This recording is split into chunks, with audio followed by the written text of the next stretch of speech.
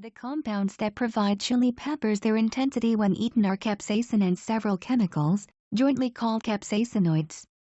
Capsaicin is the key component in pepper spray. When the spray comes in contact with skin, it inflames eyes or mucous membrane layers. Breathing small particles of it can create breathing problems. These effects serve to repel assaulters. The quantity of capsaicin in hot peppers differs substantially between varieties and is measured in Scoville heat units. The higher the number of Scoville units, the more powerful the spray. Because the inflammation from pepper spray forces the eyes to shut and can create breathing problems, even when someone is intoxicated by drugs or alcohol, utilizing it against an assaulter can stop the attack and provide time to escape. One area where there is a growing need for pepper spray is in rape. Avoid advantages of pepper spray begin with the fact that it allows you to protect yourself at safe distances. A small canister has a range of 10 feet. Other self-defense items may require some training and special techniques. Pepper spray does not and completely incapacitates a would-be attacker. A spray in the face renders the recipient unable to see for at least 15 minutes, giving you time to escape and get help. The inflammatory agent in pepper spray will force the eyes to shut involuntarily, even if the attacker is under the influence of drugs or alcohol, and give you time to escape. The eye area must be saturated to force eye closure. You should be familiar with the spray pattern of the canister. Pepper spray serves as a reminder to be alert and aware of your surroundings. A small canister has multiple shots so it can be used against more than one person. You should know the number of shots present in a canister. Use of pepper spray does not require the user to have a certain size or strength to use. You do not have to wait for the situation to arrive at the point where you can justify using lethal force. You should get familiar with how a canister feels in your hand. Make sure you always have the canister in an accessible place. At home, you should practice finding it with your eyes closed and lifted to spray in the face of an imaginary attacker.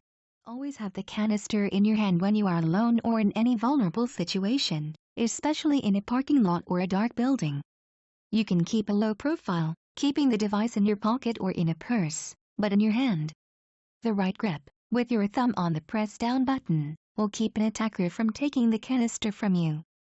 That way you can wrap the other 4 fingers securely around the canister. This also allows you to strike an attacker if necessary, while holding the canister. While you're holding the pepper spray, never reach your hand out in front of you.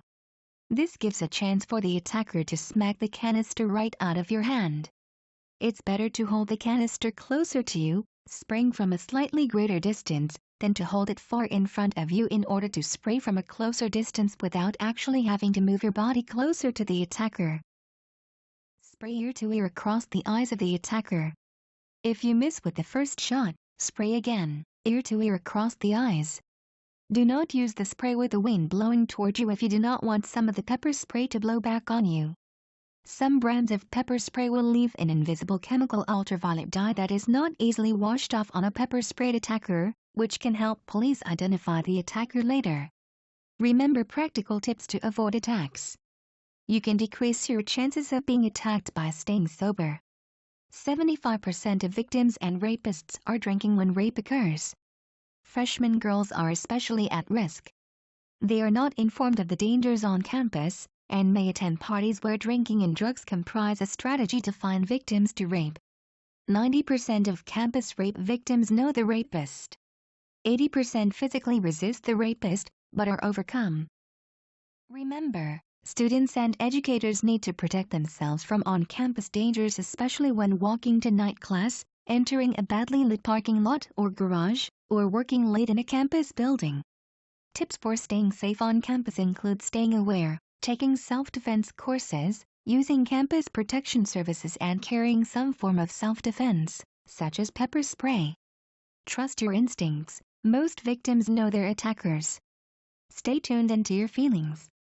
If a date feels weird, or you are being maneuvered into an isolated place, keep one hand on your pepper spray.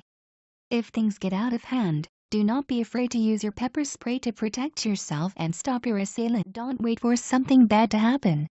Order now at www.safeguarddefender.com.